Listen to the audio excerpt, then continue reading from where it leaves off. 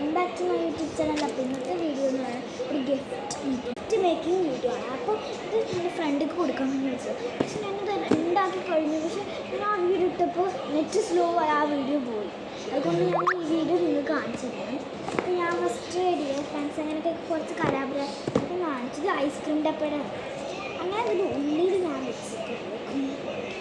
കാണിച്ചു തരാം.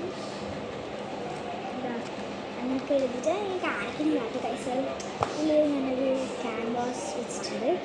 പിന്നെ ഈ പേപ്പർ ഇത് വെള്ളത്തിൽ മുക്കുക, അങ്ങനെയാണ് ടൈപ്പിൻ്റെ ഒരു സംഭവം.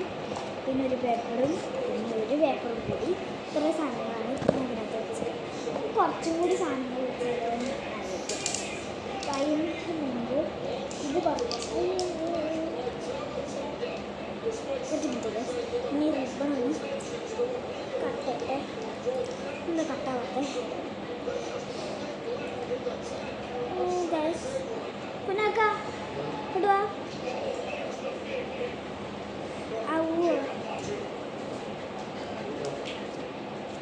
ഈ വീഡിയോ ഒന്ന് പോസ് ചെയ്യും.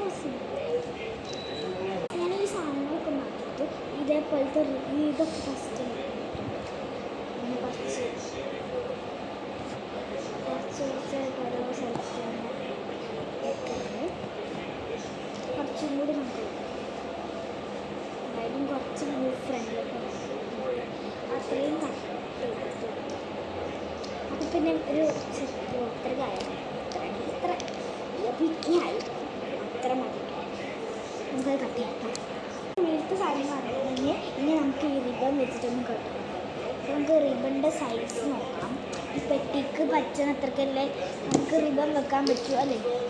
നമുക്ക് ടെസ്റ്റ് ഇത്രക്കും പോഷൻ വരും.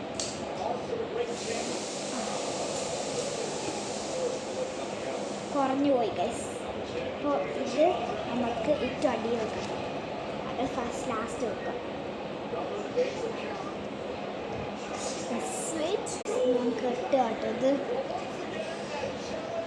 നമുക്കിത് കുറച്ച് ടൈറ്റായിട്ട് കിട്ടാം കേട്ടോ.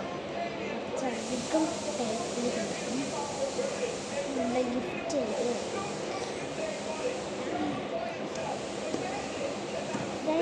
കിട്ടണ രീതി എന്ന് പറയുന്നത് നമുക്ക് ഇങ്ങനെ തുറന്നിട്ട് ഓപ്പൺ ആക്കാൻ പറ്റുന്ന രീതിയിലല്ല ഞാൻ കിട്ടുന്നത്.